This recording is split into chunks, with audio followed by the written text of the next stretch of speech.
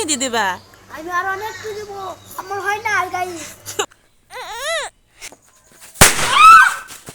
আসসালামু আলাইকুম, আশা করি সবাই অনেক ভালো আছেন এবং সবাইকে ঈদের অনেক শুভেচ্ছা। ঈদ মোবারক। এটা ছিল আমার ঈদের আগের দিনের ভিডিও, যেটা আমার কালকে আপলোড করার কথা ছিল, কিন্তু মেহেদি দেওয়ার ব্যস্ততায় আর আপলোড করতে পারিনি, তাই আজকে আর কি ঈদের দিন আপলোড করতেছি। কালকের দিনটা আসলেই অনেক ভালো গিয়েছে, আর সন্ধ্যায় চাঁদ দেখার পর আমরা সবাই মিলে অনেক মজা করেছি। দিনটা আসলেই অনেক সুন্দর ছিল। তো সকালবেলায় চলে গিয়েছিলাম মামার সাথে মামাদের বাসায়। মূলত উদ্দেশ্য ছিল আমাদের আম বাগানটা দেখার। অনেকদিন যাবত আমাদের আম বাগানটা দেখতে চাচ্ছি, কিন্তু সময়ের অভাবে আর গিয়ে ওঠা হয়নি। তাই চিন্তা করলাম যেহেতু ঈদের পর ঘোরাঘুরি করব অনেক, তাই ঈদের আগে গিয়ে এই বাগানটা একটু দেখে আসি, সাথে নানু বাড়ির সবার সাথে দেখা হবে।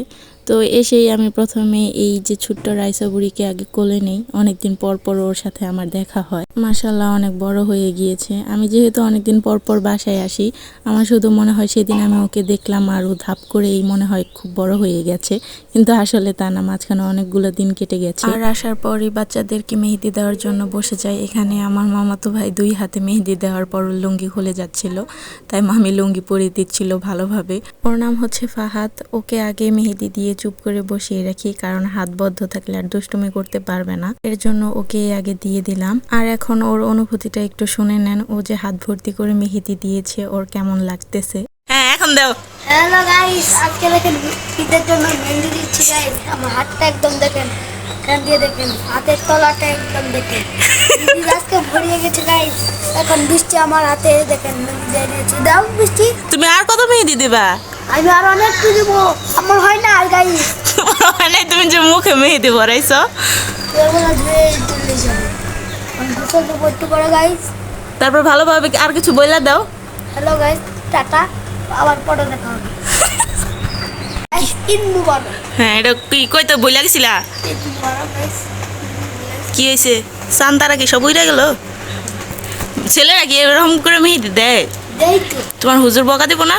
হ্যাঁ, ছোট মানুষ। ছোট্ট মানুষ আমি। আমার মামাতো বোনের থেকে ওকে বেশি মেহেদি দিয়ে দেওয়া হয়েছে। ও মাদ্রাসায় পড়ে। ওকে যখন বলেছে যে তোমার হুজুর তো তোমাকে বকা দেবে, ও তখন আমাদের উল্টো বলে যে আমার হাত তো পাঞ্জাবির নিচ পর্যন্ত ঢাকা থাকবে, হুজুর তো দেখবে না, আর মেহেদি দেওয়া নাকি হালাল, হুজুররাও দেয়। তো ওর এই ধরনের কথাবার্তা শুনে আমরা সবাই অনেক হাসছিলাম। আর একের পর একজনকে মেহেদি দিতে দিতে আমার হাত আর কোমরের অবস্থা 12টা বেজে গিয়েছিল। আমার অবশ্য ঈদের 2 দিন আগে থেকে মেহেদি দেওয়া শুরু হয়েছে। একের পর এক দিয়েই যাচ্ছি। আর এই মেহেদি দেওয়াটা ঈদের দিন আর রাত 12টা পর্যন্তও চলেছে। আর সবাইকে দিতে দিতে আমার হাতই লাল হয়ে গিয়েছিল, যার জন্য আমি আর দেওয়ার সুযোগই পাইনি। আর দেখা যায় প্রত্যেক ঈদে সবাইকে মেহেদি দিতে দিতে আমার আর মেহেদি দেওয়া হয়। সবাই আসে 2 হাত ভর্তি করে মেহেদি দেওয়ার জন্য, কিন্তু হাতের এপিঠ ও পিঠ হিসাব করলে হাত 2টা থেকে 4টা হয়ে যায়। তো তারপর মেহেদি দেওয়া শেষ করে একটু হাঁটাহাঁটি করার জন্য বের হই, কারণ মাজা আর পা অনেক ব্যথা করতেছিল।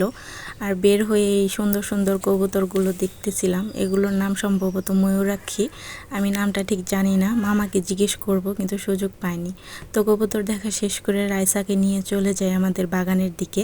বাসা থেকে বাগান বেশি একটা দূরে না, আর মামিও অনেক কাজ করতেছিল, তাই রাইসাকে নিয়ে আমি বের হয়ে যাই যাতে মামি ঠিক মতো কাজ করতে পারে। আর দুপুরে অনেক রোদ উঠেছিল, কিন্তু আশেপাশে অনেক বাতাস ছিল, যার জন্য রোদের প্রখরতা শরীরে তেমন একটা লাগেনি। বাতাসে শরীর মন সব জুড়িয়ে গেছে। তখন সম্ভবত 3টা বা 3:30 বাজে। রাস্তায় আমি আর রাইসা ছাড়া তেমন কেউ ছিল না। আর রাইসাকে রেখে আমি তারপর চলে যাই বাগানের দিকে, কারণ এইদিকে তেমন একটা বাতাস ছিল না, কিন্তু রোদ ছিল অনেক, তাই ওকে ঘরে রেখে আসি। তারপর আমি যাই বাগান দেখার জন্য। এটা হচ্ছে আমার নানার আম বাগান। সে যখন চাকরি করত চট্টগ্রাম, রাজশাহী, যখন যেখানে যেত সেখান থেকে একটা একটা আমের চারা সংগ্রহ করত। আমি জন্মের পর থেকে এই বাগানটাকে দেখছি। প্রতি বছর এই বাগান থেকে অনেকগুলো আম বিক্রি করে আমাদের। আর তার জন্য নানাকে সারা বছর এই বাগানের পিছনে অনেক পরিশ্রম করতে দেখি। বাগানে পানি দেওয়া, গাছের ডাল ছাঁটা, গাছে আম আসার পর পলি ব্যাগ দিয়ে সেগুলো মোড়ানো, সবকিছুই তাকে করতে হয়। একা হাতেই সে সবকিছু করে। বাগানের উপর তার একটা আলাদা মায়া কাজ করে, যেটা সে কাউকে বুঝতে দেয় না। তবে আমি বুঝি এই জিনিসটা, কারণ গাছের প্রতি আমারও অনেক মায়া জন্মায়। যেহেতু চৈত্র মাস, বাগানে শুধু এখন আমের মুকুলি এসেছে, কিছুদিন পর ইনশাল্লাহ আমও ধরবে, তখন একটা ভিডিও করার খুব ইচ্ছা আছে আমার। তো সন্ধ্যাবেলায় আমরা 4 বিচ্ছু বাহিনী মিলে চাঁদ দেখার পর এই কীর্তিকলাপগুলো করেছি। আমরা প্রায় প্রত্যেক ঈদে এরকম করি, সন্ধ্যাবেলায় চাঁদ দেখার পর আমরা এরকম বাজি ফাটাই। তো এবারও তাই করেছি, তবে এইবার আমরা 4 জন একসাথে ছিলাম, যা আমাদের প্রতি ঈদে একসাথে থাকা হয় না। আগের একটা ভিডিওতে বলেছিলাম শয়তানে যখন লাড়া দেয় তখন কুকাইমার বুদ্ধিগুলো আমার মাথায় ড্যান্স করতে থাকে।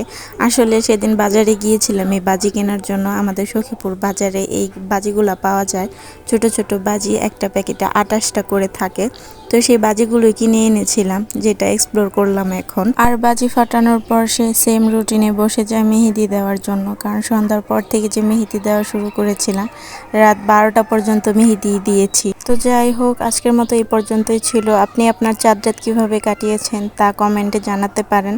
তো সবাই ভালো থাকবেন, আল্লাহ হাফেজ, টাটা। আর সবাইকে আবারও ঈদ মোবারক।